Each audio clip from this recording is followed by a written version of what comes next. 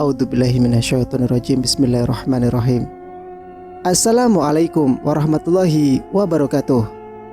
Kembali lagi di channel Sampul Hitam, yang tentunya akan berbagi cerita kepada teman-teman. Dan untuk cerita kali ini masih akan melanjutkan cerita yang sebelumnya, yang berjudul Kisah Tragis Penari Jaipong. Cerita ini ditulis oleh Ocha Mariadi. Dan bagi teman-teman yang penasaran dengan sang penulis, teman-teman bisa langsung cek link yang saya sudah siapkan, ada di kolom deskripsi. Oke, tak usah berlama-lama, bagaimanakah untuk kelanjutan cerita kali ini? Ini dia kisahnya. Selamat mendengarkan. Sumi, sayang. Mas Dimas terkejut melihatku yang tiba-tiba jatuh tidak sadarkan diri karena mendengar kata-kata dari Kilongso.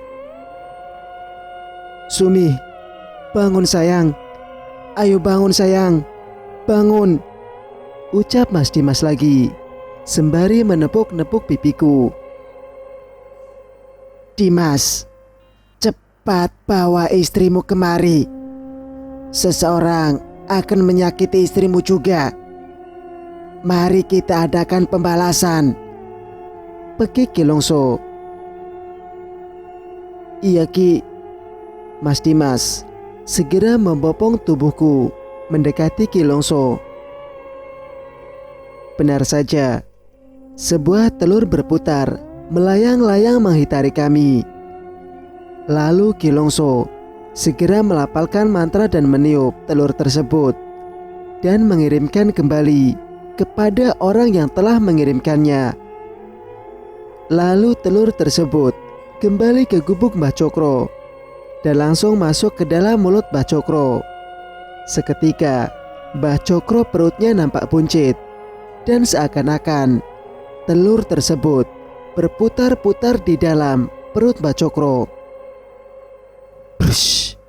Seketika saja perut Mbah Cokro meletus dan mengeluarkan darah bercampur belatung-belatung berbau busuk.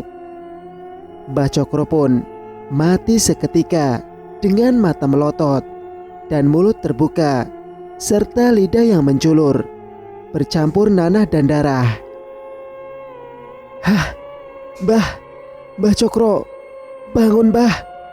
Apa yang telah terjadi kepadamu Mbah? Terlihat Mbak Lilis tengah membangun-bangunkan Mbah Cokro yang telah mati mengenaskan dari dalam paso ajaib milik Kilongso. Apa yang akan kau lakukan dengan wanita ini Dimas? Tegas Kilongso kepada Mas Dimas. Lilis, wanita iblis, jahanam. Kasih dia hadiah kecil-kecilan untuknya Ki. Buat ia menderita seumur hidupnya, sampai-sampai ia mengemis kematiannya sendiri kepada aku Ki, ucap Mas Dimas penuh amarah. Bagus Dimas, bagus. Kau memang cerdik nak, balas Kilongso dengan senyum di bibirnya. Lalu Kilongso merapalkan mantra dan meniupkan sesuatu ke dalam paso ajaib yang berisi gambar keadaan Mbah Cokro dan Mbak Lilis. Seketika Mbak Lilis terlihat menggaruk-garuk seluruh tubuhnya. Kulitnya terasa panas dan gatal. Lalu kulitnya tiba-tiba saja mendidih dan bergelembung sebesar telur ayam, lalu meletus, mengeluarkan darah dan nanah berbau busuk. Begitupun dengan wajah cantiknya yang kini terlihat bagaikan monster mengerikan. Ia menjerit-jerit ketakutan dan segera lari keluar, meninggalkan gubuk Mbah Cokro. Bagaimana Dimas? Kau puas? Ucap Kilongso sembari tertawa, dan Mas Dimas hanya mengangguk. Beberapa saat kemudian aku terbangun. Mataku terasa berat, kepalaku terasa pusing. Kulihat Mas Dimas tengah duduk di sampingku. Matanya sebam, hidungnya yang mancung nampak memerah. Aku melihat sekeliling. Ternyata aku tengah berada di dalam kamarku dengan pakaianku yang sudah berganti. Segera aku merangkul tubuh Mas Dimas dengan erat. Ketika aku mengingat apa yang telah terjadi, aku berharap semua itu hanya mimpi burukku saja. "Syukurlah, ini hanya mimpi, Mas," ucapku dengan nada serak dan tangisanku pecah. "Shh, sayang, jangan nangis. Sudah ya." Mas Dimas menghapus air mataku dan mencium keningku. "Mas, ini sudah siang, Mas. Aku harus segera mendandani Melati. Nanti ia terlambat sekolah, Mas." Terasa perih kakiku ketika aku bergegas turun dari atas ranjang. "Kakiku sakit, Mas. Ada apa dengan kakiku, Mas? Dan itu suara orang-orang mengaji. Ada acara apa, Mas?" Mulutku terus berceloteh. Tetapi Mas Dimas hanya tertunduk lesu. "Mas, kenapa kau diam saja, Mas? Aku sudah telat, Mas. Aku akan segera menemui Melati, Mas." "Sumi sayang, ayo sini sayang," ucap Mas Dimas menitikan air mata di pipinya. Tapi aku tak menghiraukannya dan segera bergegas keluar dari kamarku. Terlihat dari lantai atas, orang-orang tengah membaca surat Yasin dan yang lainnya tengah berdatangan.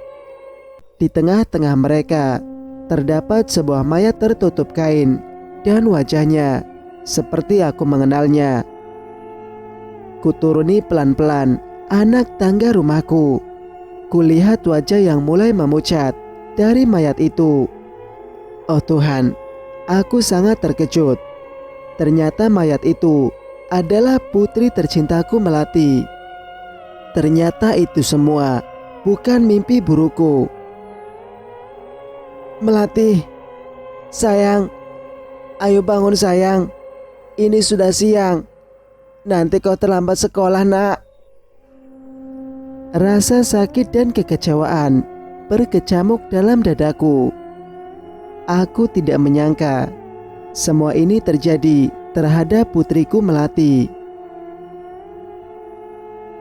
"Sumi anakku, yang kuat ya, Nak." Bapak datang dan menenangkanku. "Melati kenapa, Pak? Kenapa ia tak bangun-bangun, Pak?" "Ia pergi meninggalkan kita untuk selama-lamanya, Nak." Ucapan Bapak meremukkan hatiku. Aku tahu apa yang telah dialami oleh Melati. Tapi aku berharap semua itu hanya mimpi. Tidak, Pak. Melati, ayo bangun sayang. Jangan tinggalkan ibu, Nak. Ibu sayang Melati. Ibu tidak bisa hidup tanpa Melati, sayang. Ayo bangun sayang. Melati mau pakai jepitan warna apa? Ibu kemarin baru saja membelinya, Nak." "Mana ya? Ibu lupa menaruhnya." Kubongkar semua lemari kecil yang berada di samping tubuh Melati yang terbujur kaku. Sudah sayang. Ikhlaskan Melati sayang." Tiba-tiba Mas Dimas datang dan memeluk dan menenangkanku. Diam kamu. Ini semua gara-gara kamu. Aku benci denganmu, Mas. Aku benci." Aku berteriak-teriak histeris sembari memukuli tubuh Mas Dimas dan sesekali mencakar wajahnya. Tetapi Mas Dimas hanya diam dan semakin memelukku. "Maafkan Mas sayang. Maafkan Mas. Mas tidak pernah bisa membahagiakanmu." Mas Dimas menangis sembari memeluk tubuhku, membuat para pelayat pun tak kuasa menahan tangis. Melati, Melati. Ah, Sumi sayang. Aku kembali tidak sadarkan diri karena tidak kuat menahan rasa sakit yang begitu menusuk-nusuk hati dan perasaan ini. Mengapa semua ini terjadi? Mengapa harus Melati yang menjadi korban lagi dalam cinta berdarah antara aku dan Mas Dimas? Aku baru membuka mataku ketika jenazah Melati telah selesai dimandikan dan dikafani. Mas Dimas terus berusaha membuatku tersadar dan terus menenangkanku. Walaupun Mas Dimas tahu, hatinya pun remuk atas musibah ini. Sumi, bangun sayang. Kita antarkan Melati ke peristirahatan terakhirnya sayang. Lagi-lagi kata-kata itu yang aku dengarkan. Mengapa mimpi buruk ini tidak segera berakhir? Diam. Aku tidak mau mendengar satu kata pun dari mulutmu, Mas. Aku membencimu, Mas. Aku benci. Teriakku kepada Mas Dimas, membuat air matanya jatuh bercucuran. Sumi, nak, ayo. Jangan biarkan Melati menunggumu. Ikhlaskan, nak.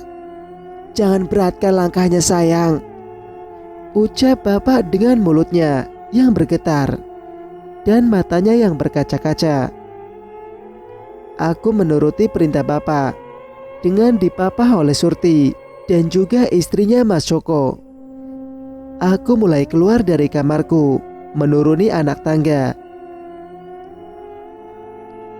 Terlihat sebuah keranda dengan diselimuti kain berwarna hijau dengan hiasan kaligrafi berwarna kuning keemasan, terletak di tengah-tengah ruang tamu rumah kami. Begitu perih mata dan hati ini melihatnya. Aku ingin rasanya menjerit sekencang-kencangnya, tapi mulutku ini terasa berat dan kaku. Tak mampu lagi untuk berbicara satu kata pun lagi. Pemandangan yang biasanya kulihat, Melati dan mainannya yang berserakan, kini berubah menjadi keranda dan para pelayat yang akan mengantarkannya ke peristirahatan terakhirnya. Terlihat Mas Dimas memegangi foto Melati di depan keranda yang tengah dipikul oleh Mas Bayu, Joko, dan juga dua orang pelayat.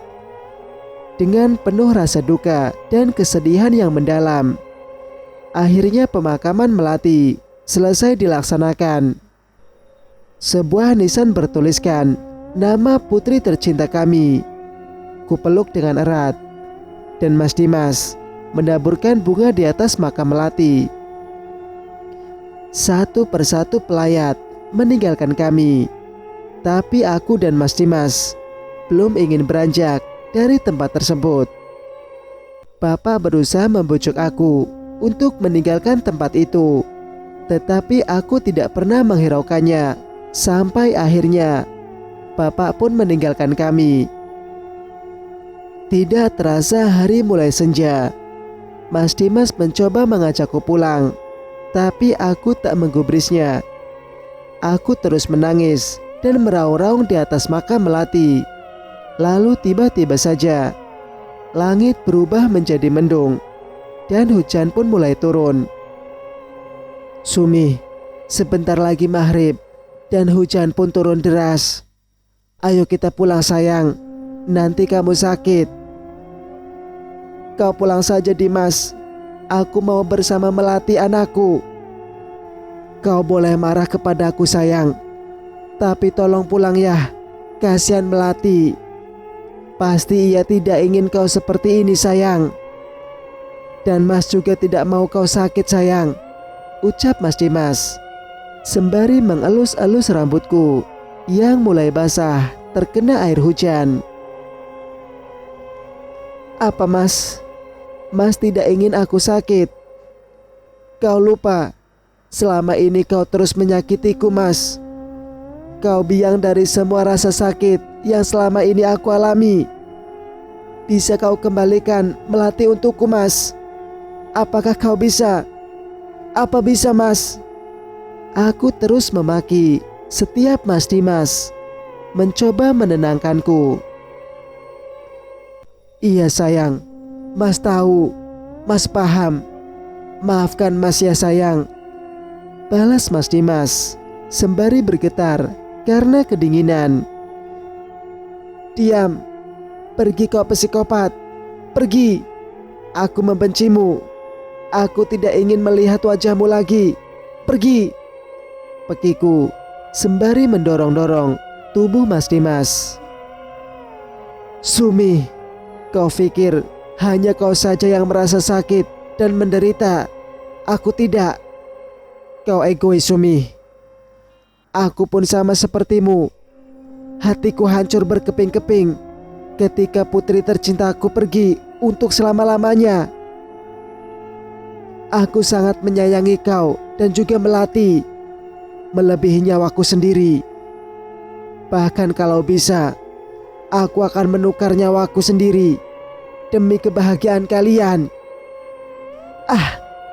Tidak, tidak, turunkan aku. Aku tidak mau pulang. Mas Dimas membopongku dan membawaku pergi dari tempat itu. Singkat cerita, setelah selesai 7 hari kepergian Melati, aku tetap marah dengan Mas Dimas. Aku tidak pernah menyapa ataupun membalas ucapan darinya. Hari-hari aku habiskan dengan menyendiri dan melamun di dalam kamarku. Bahkan aku tidak mau tidur seranjang dengan Mas Dimas. Lambat laun tubuhku semakin kurus karena aku selalu menolak siapapun yang menawarkan makanan, termasuk juga dengan Mas Dimas. Hingga pada akhirnya aku jatuh sakit dan Mas Dimas sangat mengkhawatirkan keadaanku. Hingga ia mendatangkan seorang dokter. Lalu dokter itu menyarankan agar aku tidak menolak untuk makan. Dengan paksaan Bapak dan Mas Dimas, akhirnya aku mau untuk makan, hingga membuat keadaanku pulih kembali. 40 hari berlalu setelah kepergian Melati. Akhirnya Bapak pun mulai menerima tawaran untuk mengadakan pentas tari jaipong kembali. Terlintas dalam pikiranku untuk mengikuti tarian itu kembali. Walaupun Mas Dimas bersikeras melarangku, aku pun tak menghiraukannya.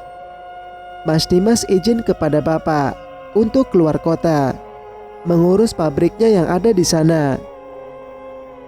Lalu aku segera memohon kepada Bapak agar Bapak mengizinkanku untuk menari di pertunjukannya.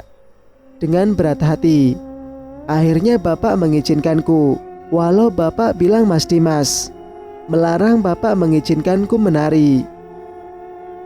Dan akhirnya pementasan pun digelar di rumah Pak Kades, tetangga desa kami. Aku pun maju bersiap untuk menari. Alunan irama musik tari jaipong dimainkan oleh orang-orang grupnya Bapak. Suara sinden pun begitu merdu terdengar di telingaku. Aku sangat menyukai itu. Sebuah tarian jaipong Keser Bojong yang cukup terkenal itu, aku menarikannya dengan begitu lincah, meliuk-liuk, mengikuti irama gendang dan alat-alat musik yang lainnya. Dengan perasaan sakit yang selama ini aku rasakan, air mataku pun jatuh tak tertahankan. Tepuk tangan begitu riuh dan bergemuruh ketika aku menyelesaikan tarian itu. Dan alangkah terkejutnya aku melihat Mas Dimas tengah berdiri di depan penonton. Wajahnya memerah, penuh amarah. Tangannya mengepal, siap menghantamkan siapapun yang berani mengusiknya.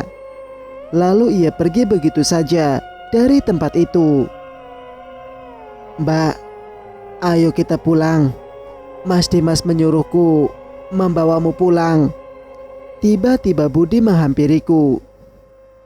Aku tidak mau, balasku ketus.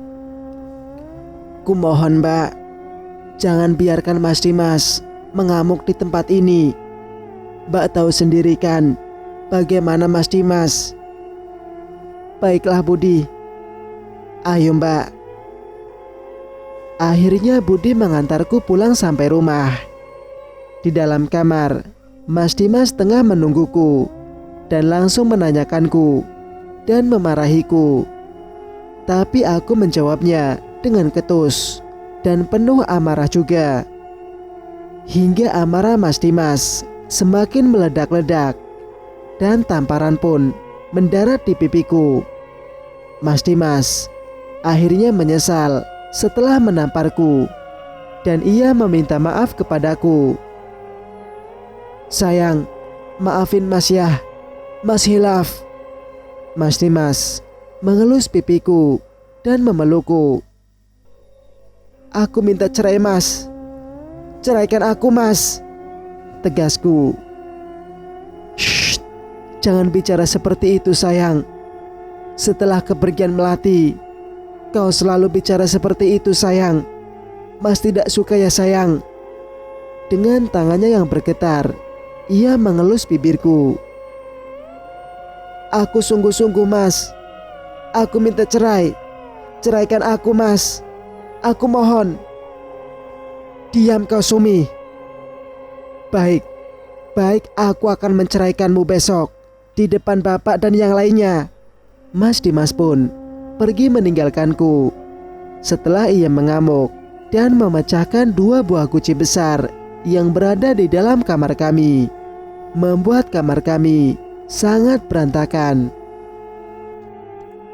Cerita pun bersambung. Bagaimana menurut pendapat kalian? Jika kalian suka dengan ceritanya, jangan lupa like, komen, dan subscribe channel ini agar bisa mendengarkan cerita-cerita berikutnya. Wassalamualaikum warahmatullahi wabarakatuh.